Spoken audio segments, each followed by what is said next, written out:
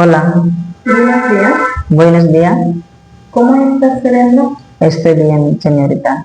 Okay, Surendra. Saber and conocer meaning ఏమి? What is the difference between saber and conocer? Saber means to know, conocer means to know. Saber ఏదైనా knowledge, నిజం, information తెలిసినప్పుడు సబేర్ వాడాలి.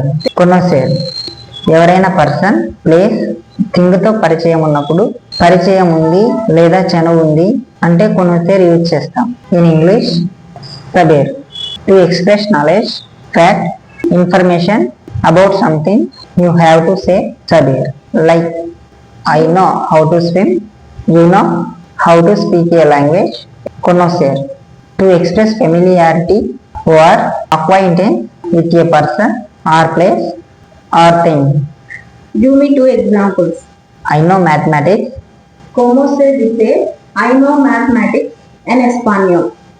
You say matemáticas. Lakshmi knows how to drive. ¿Cómo se dice Lakshmi knows how to drive en español? Lakshmi sabe conduce. I know NTR.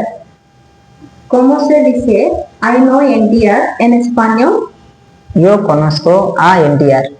NTR నాకు హీరోలాగా తెలుసు. పరిచయం లేదు, చనువు లేదు అంటే సబేర్ వాడాలి. I know who is NTR. నాకు ఎన్టీఆర్ ఎవరో తెలుసు.